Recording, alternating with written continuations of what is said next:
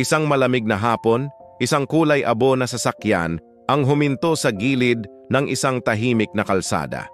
Wala kang maririnig kundi ang ihip ng hangin at ang kaluskos ng mga tuyong dahon sa semento. Bumukas ang pintuan ng kotse at isang magandang golden retriever ang marahang bumaba. May kislap pa sa kanyang mga mata, masaya siyang tumingin sa kanyang amo. Iniisip siguro niya, maglalaro ba tayo? O may pupuntahan lang saglit? Inosente at puno ng pag-asa ang kanyang puso. Pero hindi iyon ang mangyayari. Maingat siyang itinayo sa tabi ng isang poste ng ilaw.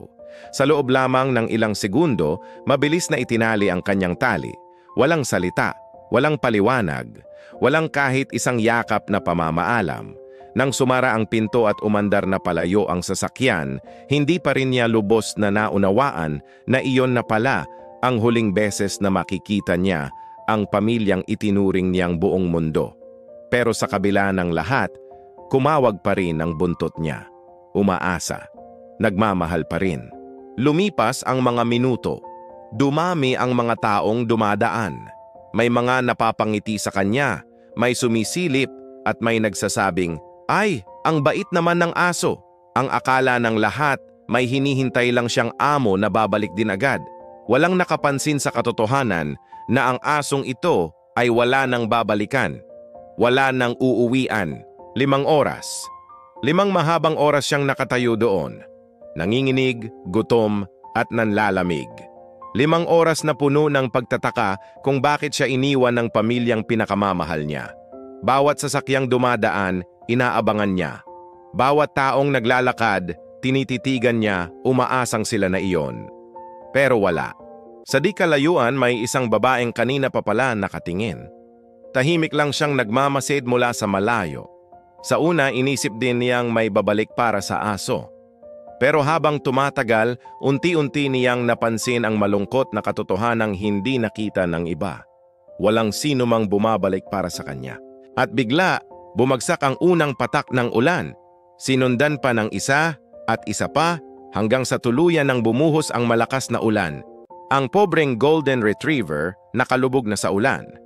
Basang-basa ang kanyang balahibo, nanginginig sa ginaw, at marahang nakayuko ang ulo. Pero ang nakapagtataka, sa tuwing may dumadaan, pilit pa ring kumakawag ang buntot niya.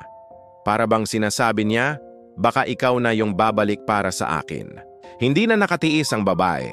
Dala ang isang payong at isang maliit na supot ng pagkain, nilapitan niya ang aso.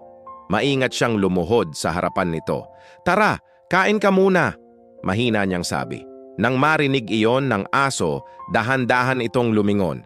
At kahit giniginaw, kahit pagod, kahit basang-basa, dahan-dahang kumaway ang buntot niya.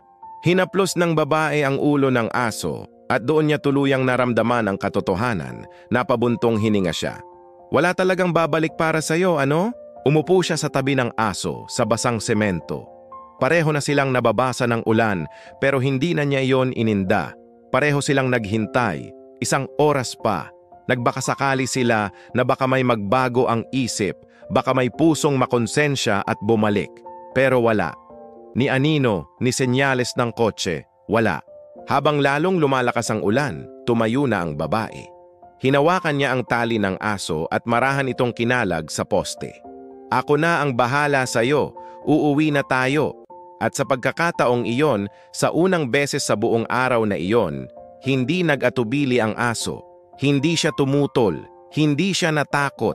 Sumunod siya sa babae na para bang buong puso niyang sinasabing, "Sige, kahit saan, basta kasama kita." Pagdating nila sa bahay ng babae, agad niyang pinunasan ang nanginginig na aso.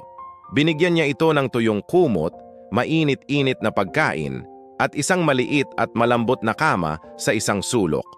At doon, sa gabing iyon, unang beses na nakatulog ng mahimbing ang aso. Doon niya unang natikman ang tunay na pag-aaruga, ang pagmamahal na hindi nang iiwan.